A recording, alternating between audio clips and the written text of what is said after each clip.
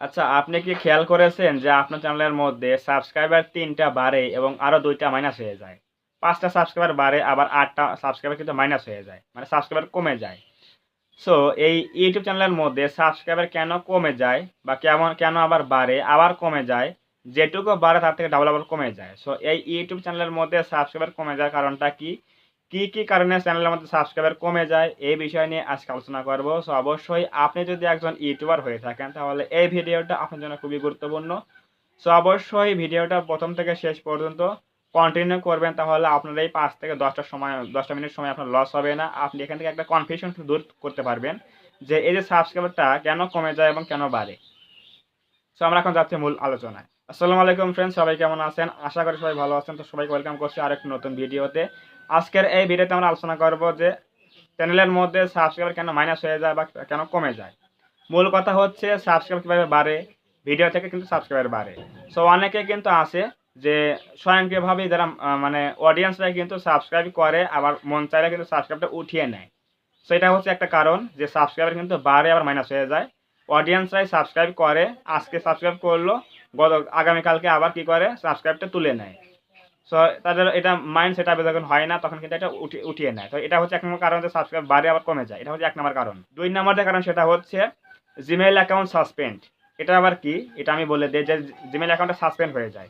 আমরা কিন্তু প্রত্যেকের একটা চ্যানেল থেকে কিন্তু চ্যানেলটা সাবস্ক্রাইব করি।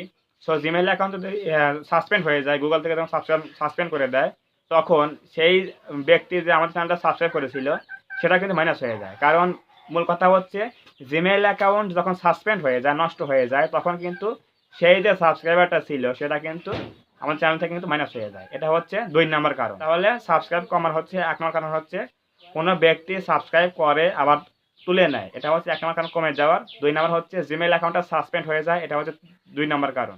৩ নাম্বার যে কারণটা সেটা হচ্ছে একটা চ্যানেলের মধ্যে সাবস্ক্রাইবার কমে যায়, সেটা হচ্ছে স্প্যাম সাবস্ক্রাইবার। ইউটিউব কিন্তু কাউন্ট করতেই ভুল করে যে কোনটা স্প্যাম সাবস্ক্রাইবার এবং কোনটা লিগ্যাল সাবস্ক্রাইবার।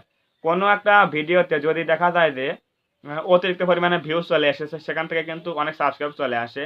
তো সেখান থেকে মনে করেন যে ১,০০০ সাবস্ক্রাইবার চলে আসলো, সেখান থেকে কিন্তু ইউটিউব কাউন্ট করে ৯০০ কি ৯৫০, এবং এই যে ৫০ টা সাবস্ক্রাইব আবার বেড়েছিল, ১ম এ বাড়ে হচ্ছে ১,০০০ সাবস্ক্রাইব বাড়ে, সেখান থেকে ৫০ টা কমে যায়। কারণ ইউটিউব মনে করে এই ৫০ সাবস্ক্রাইবার কিন্তু হচ্ছে স্প্যাম সাবস্ক্রাইবার।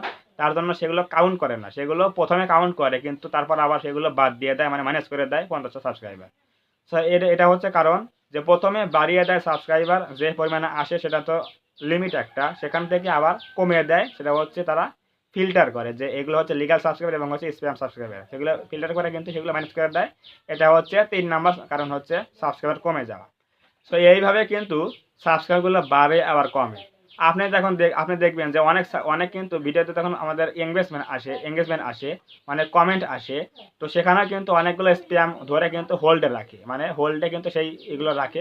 বিশেষ করে কোনগুলো, এই যে অনেক অডিয়েন্স বলে যে আমরা একে অপরকে সাপোর্ট করে আসুন, নতুনরা কোথায় গেলে একে অপরকে পাশে থাকি। এইগুলো কিন্তু স্প্যাম কমেন্ট। সো এগুলো কিন্তু ডাইরেক্ট কিন্তু আপনার কমেন্টে কিন্তু শো করায় না। ইউটিউব কিন্তু এগুলো হোল্ডে রাখে, যে এগুলো পোটেনশিয়ালি ভাবে রাখে। সেগুলো হচ্ছে স্প্যাম সাবস্ক্রাইবের জন্য, স্প্যাম কমেন্টের জন্য কিন্তু এগুলো শো করায় না। সেরকম কিন্তু সাবস্ক্রাইবগুলো যখন আপনার ভিডিওতে ইলিগাল কোনো সাবস্ক্রাইব চলে আসবে, আহ, বা আপনার অতিরিক্ত কোনো সাবস্ক্রাইব বেড়ে গেল কোনো একটা ভিডিও থেকে, তো সেখান থেকে দেখা যায় যে প্রথমে সাবস্ক্রাইব বাড়ছে হচ্ছে ২,০০০ সাবস্ক্রাইবার, এরপর দেখা যায় যে ৬৫ দিন বা ৭ দিন পরে দেখা যায় সেখান থেকে কমে কমে আস্তে আস্তে ১৯০০ কি ১৯৫০ হয়ে যায়। সো এই যে সাবস্ক্রাইব ৫০ থেকে ১০০ টা কমে গেল, এটা হচ্ছে ফিল্টার করা। মানে ইউটিউব কিন্তু ফিল্টার করে যে এগুলো কিন্তু লিগ্যাল সাবস্ক্রাইবার এবং এগুলো হচ্ছে স্প্যাম সাবস্ক্রাইবার। এভাবে কাউন্ট করে ইউটিউব।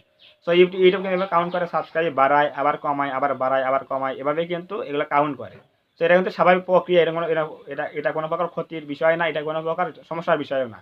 এগুলো কিন্তু আপনার চ্যানেলের মধ্যে কোনো প্রকার সমস্যা হবে না, কোনো প্রকার ভাইলেন্সের জন্য এগুলো হবে না। আপনি ভাববেন যে আমি কোনো ইলিগাল কাজ করছি তার জন্য কিন্তু সাবস্ক্রাইব করা যায় না।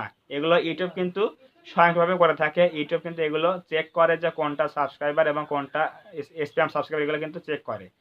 এটা কোনো প্রকার সমস্যাও না, কোনো প্রকার ক্ষতিও না চ্যানেলের মধ্যে। সাবস্ক্রাইব কমবে বাড়বে, কমবে বাড়বে, এটাই হচ্ছে স্বাভাবিক প্রক্রিয়া চ্যানেলের মধ্যে। সো আজকের এই ভিডিও থেকে অবশ্যই বুঝে গেলেন কেন সাবস্ক্রাইবার কমে যায়, কোন কোন কারণে সাবস্ক্রাইবার কমে যায় এবং কেন সাবস্ক্রাইবার ইউটিউব কমিয়ে দেয়।